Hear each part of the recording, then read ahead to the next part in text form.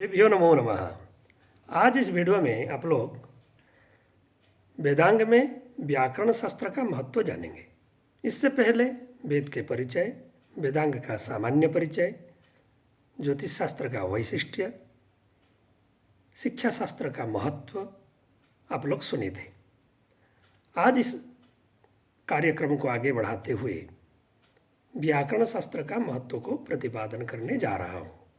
आप लोग जानते हैं वेद रक्षा के लिए वेदांग का उत्पन्न हुआ था।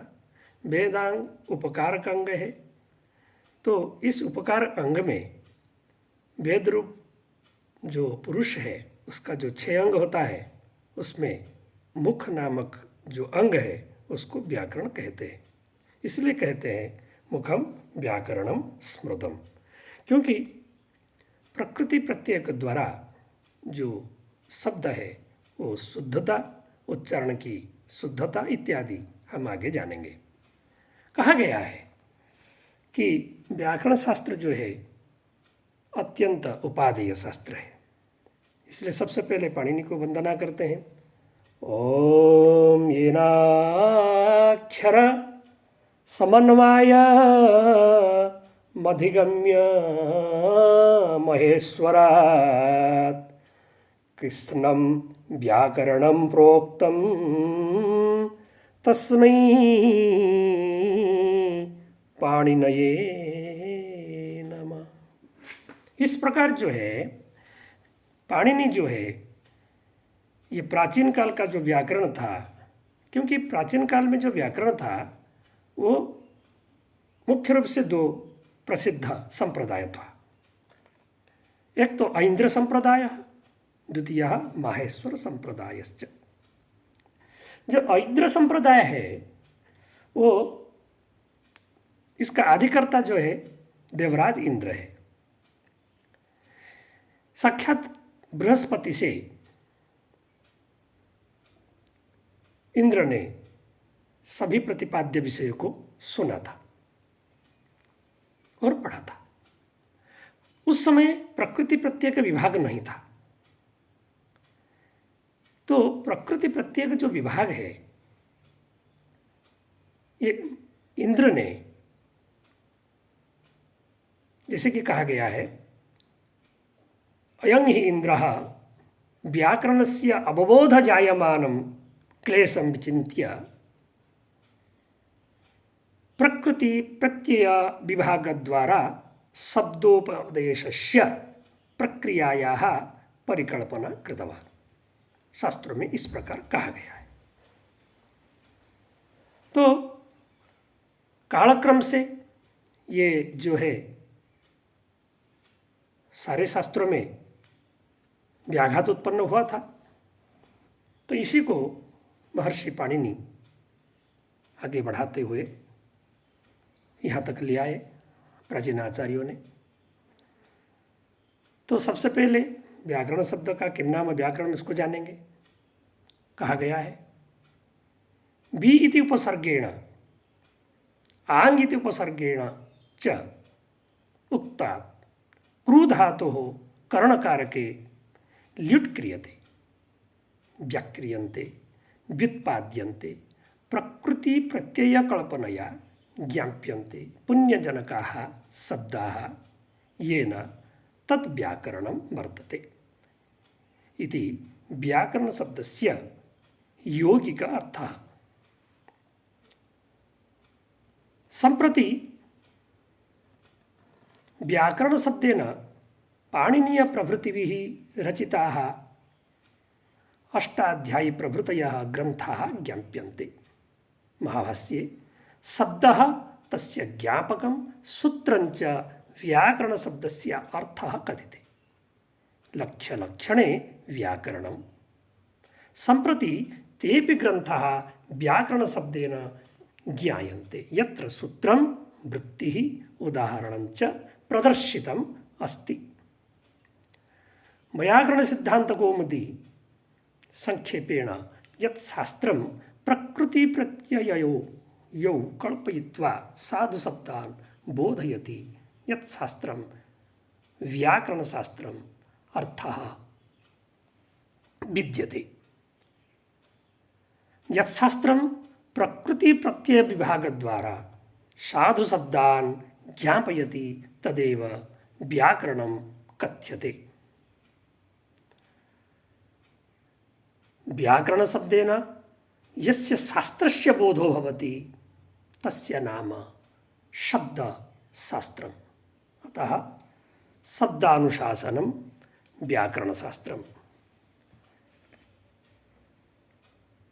केन मनोभाव प्रकाश्यते न अर्थपूर्ण शब्देन मनोभाव प्रकाश्यते।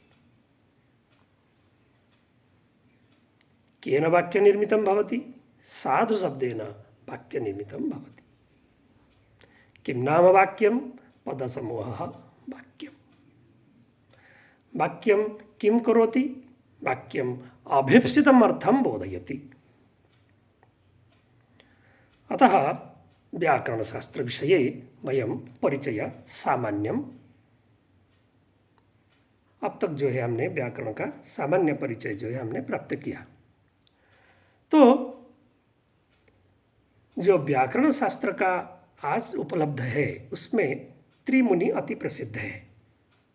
त्रिमुनि में सबसे पहले महर्षि पाणिनि की नाम आता है, वह सूत्रकार है। और वार्तिककार जो है हमारे कात्यायन जी हैं।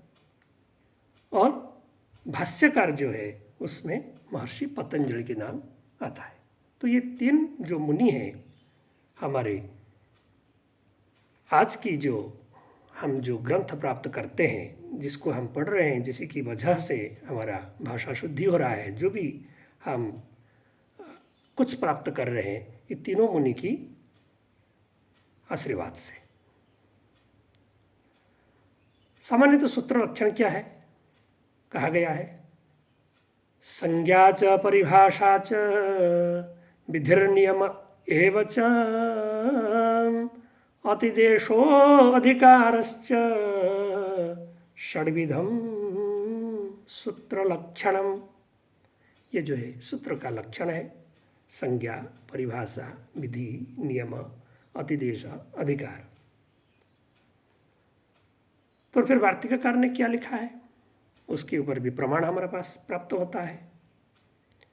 उक्तानुक्त दुरुक्तानां चिंता यत्र प्रवर्तते तं ग्रंथं वार्तिकं प्राहुः वार्तिकज्ञा मनीषिणः। इस जो विषय प्राप्त हुआ ये वार्तिककार है, अर्थात पाणिनि ने जो सूत्र लिखा, अष्टाध्यायी प्रसिद्ध ग्रंथ लिखा, उसके जो वार्तिकांश है मध्य मध्य में आचार्य कात्यायन ने उसको प्रणीत किया है। वो अत्यंत प्रसिद्ध विद्वान थे। इसके विषय में आपको आगे ज्ञान प्राप्त होगा, उसके ऊपर हम स्वतंत्र बनाएंगे वीडियो।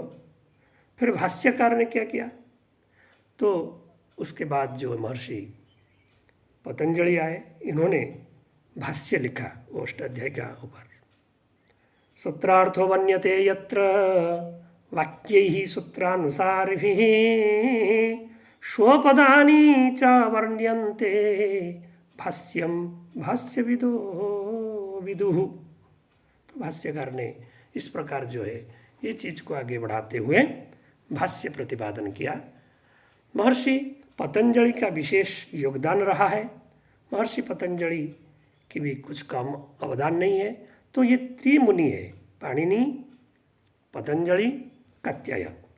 तो कहने का तात्पर्य ये है कि आज इन तीनों आचार्यों का जो ग्रंथ है उसी को बढ़ाते हुए विविध ग्रंथ हमको प्राप्त होता है, विविध विश्वविद्यालय में जो पढ़ाया जाता है। तो मूलतः इनका आवश्यक था, जैसे कि मुखों में नासिका का महत्व हमने प्रतिपादन किया था, आँखों का महत्व को, विशेषता को प्रतिपादन किया था। इसी प्रकार मुख का भी विशेषता होता है। हमारा जो उच्चारण, हम तो उच्चारण सीखा, लेकिन उच्चारण का विधि को जानना चाहिए, उच्चारण हम कैसे करें, इसी की विस्तृत व्याख्या व्याकरण शास्त्र से प्राप्त होता है।